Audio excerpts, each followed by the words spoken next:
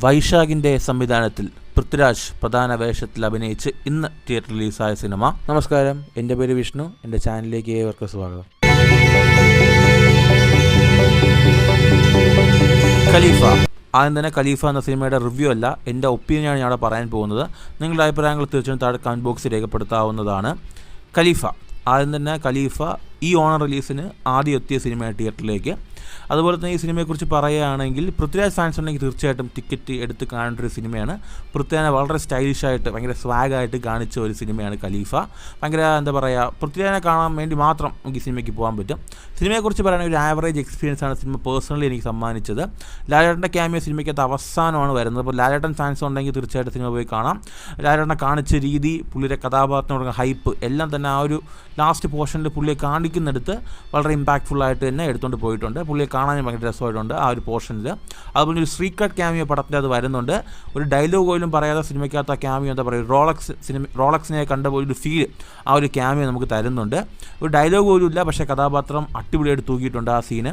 And ഇനി സിനിമയിലേക്ക് വരികയാണെങ്കിൽ വളരെ ആവറേജ് ആയിട്ടൊരു ഫിലിമാണ്. ഇൻഡിവിജ്വലി സിനിമയ്ക്കകത്തുള്ള എല്ലാ കാര്യങ്ങളും വളരെ നല്ല ഡയറക്ഷനാണ്, നല്ല പാട്ടുകളുണ്ട്. ജെയ്ക്സ് ബിജോയ് ജോയ് ഒരു രക്ഷയില്ല.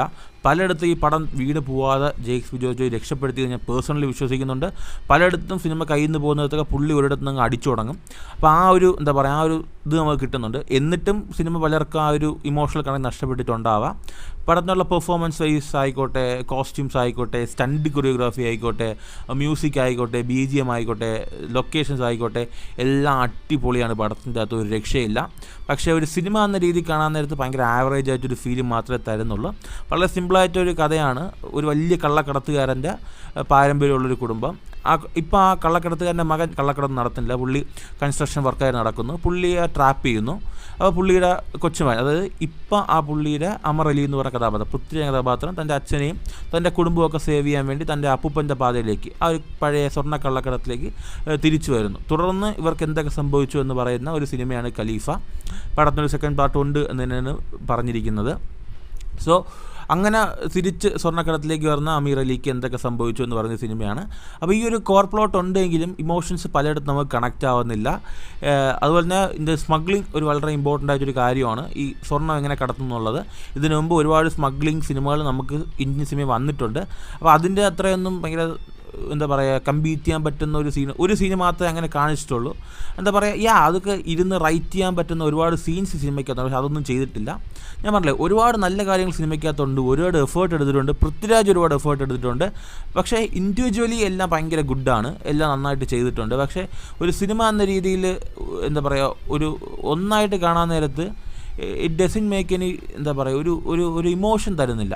മനസ്സിലായില്ല. ഒരു ഫൈറ്റ് സീൻ കാണുമ്പോൾ ഫൈറ്റ് സീൻ അടിപൊളിയായിട്ട് ചെയ്തിട്ടുണ്ട്. പക്ഷേ ആ ഫൈറ്റ് സീൻ കഴിയാൻ നേരത്ത് കൊള്ളാം, മനസ്സിലായി. അങ്ങനെ ഒരു ഇതാണ് നമുക്ക് തരുന്നത്. ഒരു നിർവികാരം. യെസ്, അതാണ് കറക്റ്റ് വേർഡ്. ഒരു നിർവികാരത ഈ സിനിമയ്ക്കകത്ത് അവിടെ ആയിട്ടുണ്ട്. ഇമോഷനുണ്ട്, ഡ്രാമയുണ്ട്, ഒരുപാട് കാര്യങ്ങളുണ്ട്. പക്ഷേ it doesn't connect with me. ഒരു ആവറേജ് എക്സ്പീരിയൻസ് ആണ്. നേരത്തെ പറഞ്ഞാൽ മ്യൂസിക്കും കൂടെ ഇല്ലായിരുന്നെങ്കിൽ കയ്യിൽ നിന്ന് പോയതിനെ പടം. ആൻഡ് നമുക്ക് ഈ പണ്ടൊക്കെ സ്കൂളിൽ കാണത്തില്ലേ, എല്ലാത്തിനും ഉത്തരം വിളിച്ച് പറയുന്ന, എന്ത് സംശയം ഉണ്ടെങ്കിലും പറഞ്ഞു തരുന്നൊരു കൂട്ടുകാരാണ് കാണും. അവനെല്ലാം അറിയായിരിക്കും. പക്ഷേ എക്സാം റിസൾട്ട് വരാൻ നേരത്ത് അവന് ഒരു ആവറേജ് മാർക്കേ കിട്ടത്തുള്ളൂ. ഭയങ്കര ഒരു ഹൈ സ്കോറൊന്നും ആയിരിക്കില്ല. പക്ഷേ അവന് കാര്യങ്ങളൊക്കെ അറിയായിരിക്കും. അതുപോലെയാണ് പേഴ്സണലി എനിക്ക് ഫിലിം ഫീൽ ചെയ്തത്. എന്ന് വെച്ചാൽ ടിക്കറ്റ് എടുക്കുന്നതല്ല, സമയമുണ്ട് എങ്കിൽ, ഒരു ഫെസ്റ്റിവൽ സീസണാണ്, താല്പര്യമുണ്ട് എങ്കിൽ, പൃഥ്വിരാജ് ഫാൻ, ലാലേട്ടൻ ഫാനൊക്കെ ആണെങ്കിൽ ടിക്കറ്റ് എടുത്താൽ നിരാശപ്പെടുത്തില്ല. അത്യാവശ്യം കണ്ടുകൊണ്ടിരിക്കാം. ചില സീൻസൊക്കെ അത്യാവശ്യം ഗൂസ് ബംസ് തരുന്നുണ്ട്. ഒരു ആവറേജ് ആയിട്ടുള്ള ഒരു ഫിലിം എക്സ്പീരിയൻസ് ആണ് എനിക്ക് പേഴ്സണലി കിട്ടിയത്. ഒരുപാട് സർപ്രൈസിങ് ക്യാരക്ടേഴ്സ് ആക്ടേഴ്സ് സിനിമയ്ക്ക് അത് വന്നിട്ടുണ്ടായിരുന്നു. സോ എൻ്റെ അഭിപ്രായം ഞാൻ അവിടെ പറഞ്ഞത്. നിങ്ങളുടെ അഭിപ്രായങ്ങൾ താഴെ രേഖപ്പെടുന്നു വിശ്വസിക്കുന്നു. മറ്റൊരു ദിവസം മറ്റൊരു വീഡിയോ കാണാം. അതുവരെയും